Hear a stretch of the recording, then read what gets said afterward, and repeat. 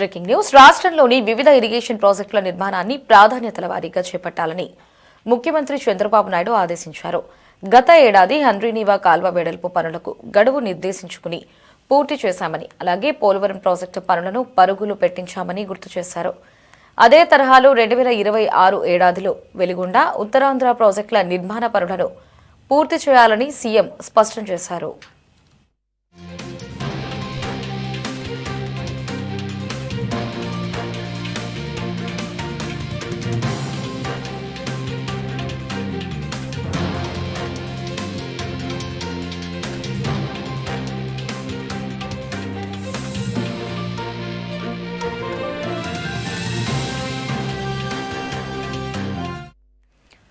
Undavalli camp కార్యాలయంలో వివిధ శాఖల మంత్రులు, ఉన్నతాధికారులతో సీఎం సమావేశమయ్యారు.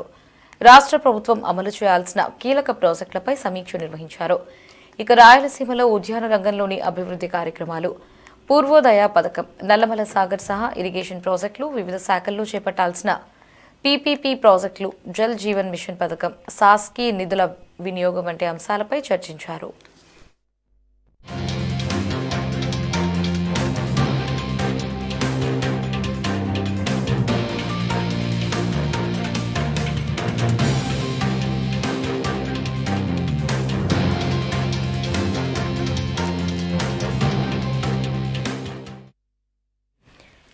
రాష్ట్రంలో ఉన్న ఇరిగేషన్ ప్రాజెక్ట్స్ పై సీఎం చంద్రబాబు సమీక్ష నిర్వహించారు. దీనికి సంబంధించి మరిన్ని అప్డేట్స్ ని మా కరెస్పాండెంట్ రామకృష్ణ ఫోన్ లో అందిస్తారు. రామకృష్ణ, అప్డేట్స్ ఏంటి? లహరి, రాష్ట్రంలోని వివిధ ఇరిగేషన్ ప్రాజెక్టుల నిర్మాణాన్ని ప్రాధాన్యతల వారీగా చేపట్టాలని ముఖ్యమంత్రి చంద్రబాబు నాయుడు ఆదేశించారు. గత ఏడాది హంద్రీనీవా కాల్వ వెడల్పు పనులకు గడువు నిర్దేశించుకొని పూర్తి చేశామని, అలాగే పోలవరం ప్రాజెక్టు పనులను పరుగులు పెట్టించాలని కూడా గుర్తు చేశారు. ఇదే తరహాలో 2026 ఏడాదిలో వెలుగొండ, ఉత్తరాంధ్ర ప్రాజెక్టుల నిర్మాణ పనులను పూర్తి చేయాలని కూడా సీఎం స్పష్టమైనటువంటి ఆదేశాలు జారీ చేశారు. ఆయన ఈ వివిధ శాఖల మంత్రులు, ఉన్నతాధికారులతోటి ఇదే ప్రాజెక్టులకు సంబంధించిన అంశం మీద సమీక్షా సమావేశం నిర్వహించారు. రాష్ట్ర ప్రభుత్వం అమలు చేయాల్సినటువంటి కీలక ప్రాజెక్టులపై ఆయన వాళ్ళందరికీ కూడా దిశానిర్దేశం చేశారు. రాయలసీమలో ఉద్యాన రంగంలోని అభివృద్ధి కార్యక్రమాలు, పూర్వోదయ పథకం, నల్లమల సాగర్ సహా ఇరిగేషన్ ప్రాజెక్టులు, వివిధ శాఖల్లో చేపట్టాల్సినటువంటి పీపీపీ ప్రాజెక్టులు, జల్ జీవన్ మిషన్ పథకం, అలాగే సాస్కీ నిధుల వినియోగం వంటి అంశాల మీద ప్రధానంగా చర్చించడం జరిగింది. ఆయన ఈ రోజు సాయంత్రం దావోస్ పర్యటనకు వెళ్లన్న నేపథ్యంలో ముందుగా ఈ ఆయా పథకాలు, ప్రాజెక్టుల మీద ముఖ్యమంత్రి సమీక్షా సమావేశం నిర్వహించడం జరిగింది.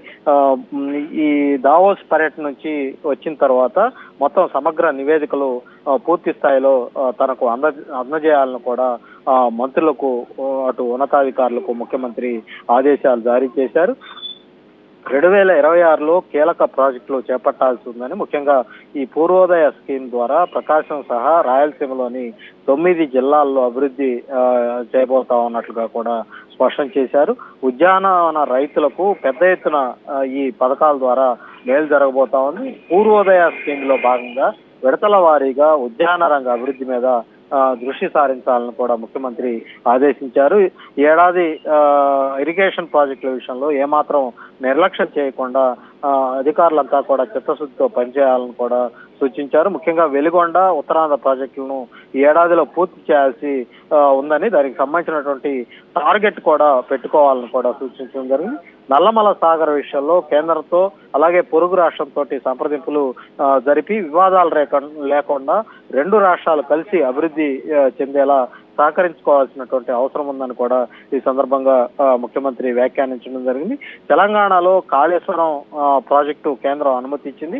అలాగే సముద్రంలోకి వృధాగా వెళ్లే వరద నీటిని రెండు తెలుగు రాష్ట్రాలు వినియోగించుకోవాలన్నదే ఉద్దేశం. అందుకే ఆ రోజు కాళేశ్వరం ప్రాజెక్టుకు అభ్యంతరం చెప్పలేదని కూడా ముఖ్యమంత్రి స్పష్టం చేశారు.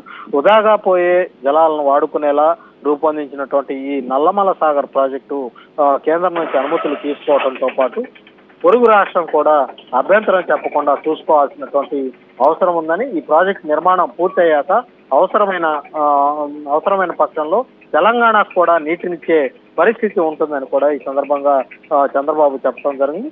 ఈ ఏడాది పీపీపీ పద్ధతి ద్వారా వివిధ రంగాల్లో పెద్ద ఎత్తున ప్రాజెక్టుల నిర్మాణం చేపట్టాల్సి ఉంటుందని, సుమారుగా 290 ప్రాజెక్టులను తొలి విడతలో చేపట్టాలని, దీనికి కేంద్రం నుంచి సహకారం లభిస్తుందని, వచ్చే ఆర్థిక సంవత్సరం నుంచి పీపీపీ పనులు చేపట్టాలా ప్రణాళికలు సిద్ధం చేయాలని కూడా అధికారులు అయితే ముఖ్యమంత్రి స్పష్టమైనటువంటి ఆదేశాలు అయితే ఇవ్వటం జరిగింది. Lahari. Right Ramakrishna, thanks for the updates.